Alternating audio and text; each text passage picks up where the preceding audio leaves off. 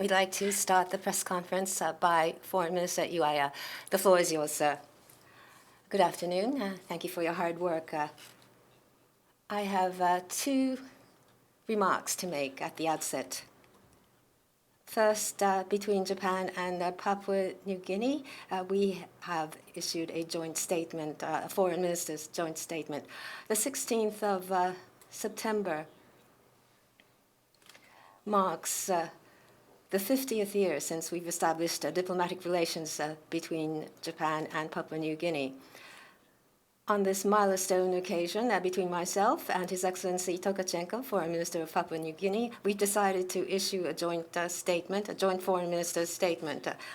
In the joint statement, the two countries looked back on the history of cooperation they have built together and confirmed that, including the signing today of Japan's first OSA, or Official Security Assistance for that country, we will further strengthen friendly and cooperative ties and work closely together toward the realization of a free and open Indo-Pacific, or FOIP.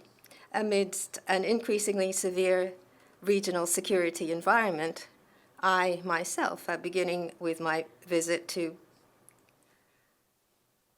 Papua New Guinea and Palau in January this year, have continued to exchange views with foreign ministers and other leaders in Pacific Island countries. Going forward, we will strengthen our relationship with Papua New Guinea and Pacific Island countries as a reliable partner.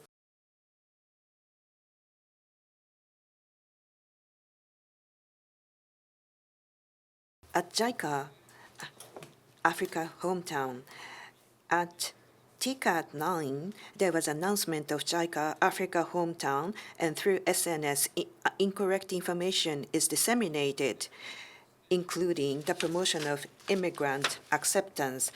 As the Ministry of Foreign Affairs, from the parliamentary vice minister, there was press conference, but in addition to that, through official website and SNS, correct information is communicated. We are making effort to do so, but still we see the continued dissemination of incorrect information, and we are strongly concerned about that. This is also leading to the situation of increased burden at the municipalities. This program was originally intended to strengthen the international exchanges, but as to how it is going to be promoted, we are currently consulting with the related municipalities to study over that. As the Ministry of Foreign Affairs, we would like to make effort to continue to communicate correct information. Therefore, to the citizens of Japan, we would like to request you to calmly discern the correct information once again. That is the opening remarks. If you have a question, please raise your hand, and when called upon, please proceed to the microphone and state your question. Azahari-san, Pan Orient News, please. It's about the Palestinian issue.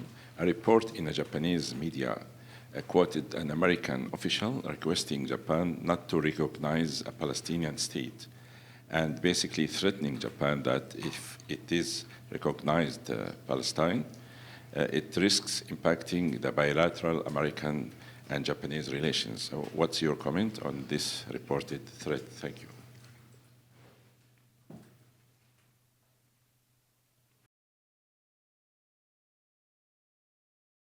As I have been repeatedly saying every time regarding recognition of the statehood of Palestine, with regard to international discussions, we are focusing on the trends with great interest. With the United States, we have close exchanges on a daily basis, but as for details, because this is a diplomatic exchange, I'd like to refrain from divulging this information and giving you an answer. On our part, on the part of Japan, with regard to the Israel and Palestine issue, we have consistently supported the two-state solution, and there is no change in our position. In the previous press conference, I said that in due course I would recognize statehood, but the question remaining is when that will be, when the timing of that would be. And having said that, what is important is the realization of peace. So from the standpoint of backing up the advancement of peace and the peace process, what is most effective and what would be most practicable is something that we are seriously considering with regard to the recognition of statehood of Palestine, including the appropriate timing. Government is making an overall assessment, and we continue to do so. Any other question? Chiba-san from GG Press. Chiba from GG Press. In relation to this question, the United States, can you repeat? The United States, on the expression of the recognition from France, the U.S. is critical, but in relation to the relationship with the U.S., how much are you going to consider that in order to determine, as the Japanese government, the consideration of the relationship with the United States is misleading? It is not based on that kind of understanding, but the United States is in the position to have a stronger exercise of the influence to Israel, and it is important to closely liaise with the United States. What Israel is trying to implement is the occupation of the all regions of Gaza, and we are strongly condemning that act. Having said that, we need to stop that. In order to do that, we need to have clear communication with the United States, and we need to be vocal to Israel as well. Also to Palestine, to PA, we need to state clearly, and in order to do that, communication with the United States is necessary. Other questions, please? Kyodo News, please. Kajikaza, Kyodo News. As you have mentioned at the outset, regarding the Africa hometown, I'd like to raise three questions. Some reports say that there are renaming efforts. Is that a fact? And from the local government, with regard to the naming change and the project itself, were there any requests from the local government? And going forward, how did you within the ministry, how did you draw attention to this subject?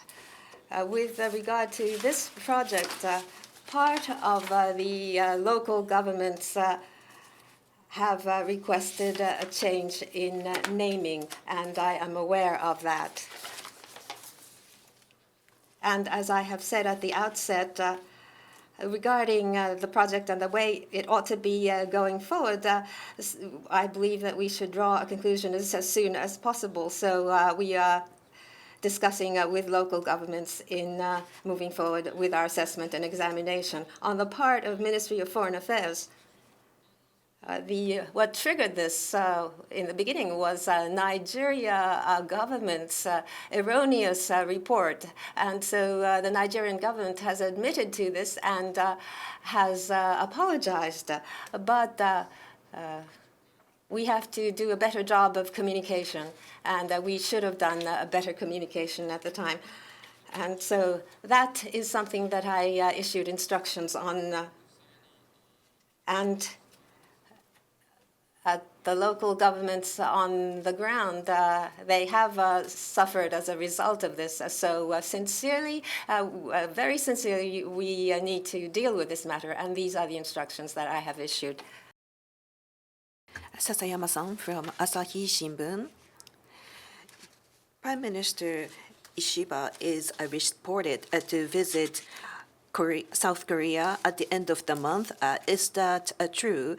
And what is the significance of the visit immediately before resignation?